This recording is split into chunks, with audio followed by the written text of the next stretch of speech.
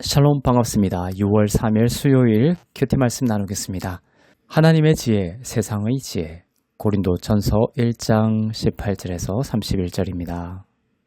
십자가의 도가 멸망하는 자들에게는 미련한 것이요 구원을 받는 우리에게는 하나님의 능력이라 기록된 바 내가 지혜 있는 자들의 지혜를 멸하고 총명한 자들의 총명을 폐하리라 하였으니 지혜 있는 자가 어디 있느냐? 선비가 어디 있느냐? 이 세대의 변론가가 어디 있느냐? 하나님께서 이 세상의 지혜를 미련하게 하신 것이 아니냐? 하나님의 지혜에 있어서는 이 세상이 자기 지혜로 하나님을 알지 못하므로 하나님께서 전도의 미련한 것으로 믿는 자들을 구원하시기를 기뻐하셨도다. 유대인은 표적을 구하고 헬라인은 지혜를 찾으나 우리는 십자가에 못 박힌 그리스도를 전하니 유대인에게는 꺼리끼는 것이요 이방인에게는 미련한 것이로되 오직 부르심을 받은 자들에게는 유대인이나 헬라인이나 그리스도는 하나님의 능력이요 하나님의 지혜니라. 하나님의 어리석음이 사람보다 지혜롭고 하나님의 약하심이 사람보다 강하니라. 형제들아 너희를 부르심을 보라. 육체를 따라 지혜로운 자가 많지 아니하며 능한 자가 많지 아니하며 문벌 좋은 자가 많지 아니하도다. 그러나 하나님께서 세상의 미련한 것들을 택하사 지혜 있는 자들을 부끄럽게 하려 하시고 세상의 약한 것들을 택하사 강한 것들을 부끄럽게 하려 하시며 하나님께서 세상의 천한 것들과 멸시받는 것들과 없는 것들을 택하사 있는 것들을 폐하려 하시나니 이는 아무 육체도 하나님 앞에서 자랑하지 못하게 하려 하심이라. 너희는 하나님으로부터 나서 그리스도 예수 안에 있고 예수는 하나님으로부터 나와서 우리에게 지혜와 의로움과 거룩함과 구원함이 되셨으니 기록된 바 자랑하는 자는 주 안에서 자랑하라 함과 같게 하려 함이라. 아멘. 바울은 십자가의 도만이 우리에게 구원을 주시는 하나님의 능력이 된다는 것을 고린도 교회 성도들에게 가르치고 있습니다.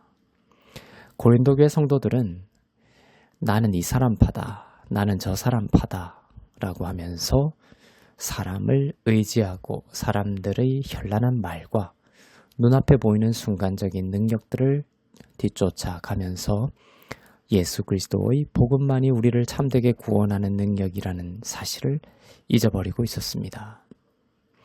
십자가의 도는 멸망하는 자들에게는 미련한 것이지만 구원을 받는 우리에게는 하나님의 능력이 됩니다.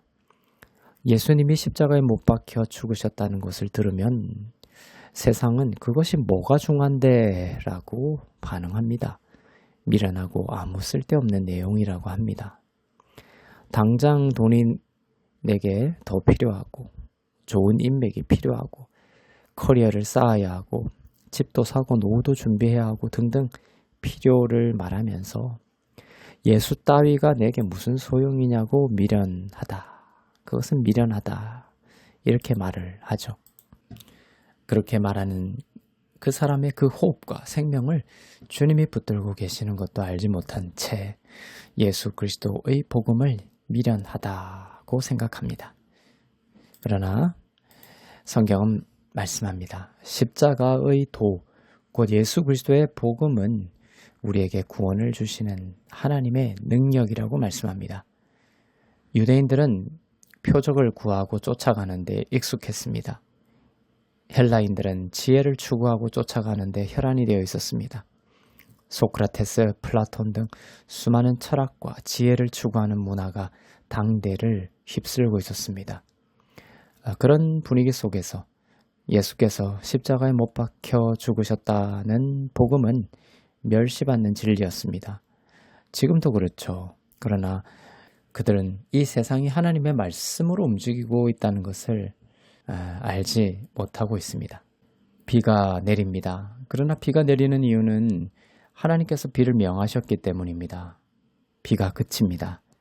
그러나 비가 그치는 이유는 하나님께서 비를 그치도록 명하셨기 때문입니다. 아침에 눈을 뜹니다. 그냥 뜬 것이 아니라 하나님의 말씀이 눈을 뜨게 하신 것입니다.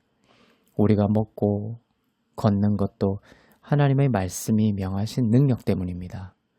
우리가 돈을 벌고 잘하고 공급을 받는 것도 하나님의 말씀의 명령이 있으셨기 때문이죠. 내 능력 때문이고 나의 지혜가 대단해서기 때문이라고 하는 것은 도리어 참된 의미에서 미련한 것이며 그 끝은 사망이고 멸망입니다.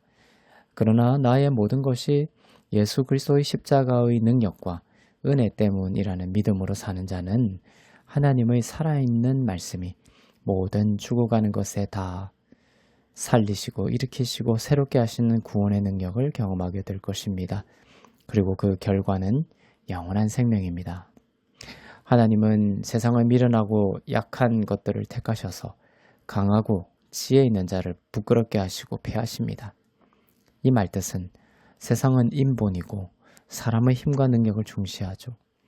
그 세상을 따르지 않고 예수님의 이름의 능력이 있음을 믿고 의지하는 자는 세상에서 볼 때는 미련하고 약한 자입니다. 그러나 나의 의가 아닌 하나님의 의를 의지하는 자가 진정 지혜롭고 강한 자이며 하나님은 그러한 자를 사용하셔서 하나님의 영광을 보이실 것입니다.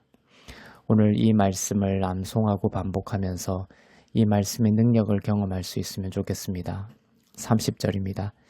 너희는 하나님으로부터 나서 그리스도 예수 안에 있고 예수는 하나님으로부터 나와서 우리에게 지혜와 의로움과 거룩함과 구원함이 되셨으니. 그렇습니다. 나의 모든 것, 나의 전부는 하나님으로부터 나서 그리스도 예수 안에 있습니다. 그리고 예수님이 나의 지혜이며 의로움이시며 거룩함이시며 구원함이 되십니다. 이러한 말씀은 죽은 말씀이 아니라 살아있고 역사하는 말씀입니다. 실제로 이 말씀이 믿음으로 고백되어질 때 여러분의 인생은 생명 안에서 역사되기 시작할 것입니다. 이것은 신비 그 자체이며 하나님의 약속입니다. 말씀은 예수님 자체입니다. 유대인과 헬라인처럼 헛되고 멸망할 것을 중심에 두고 추구하는 삶을 내려놓고 예수님과 그리스도의 복음의 말씀을 굳건히 붙들고 지혜와 의로움과 거룩함과 구원의 하나님 나라를 누리는 오늘이 되기를 주의 이름으로 축복합니다. 기도하겠습니다.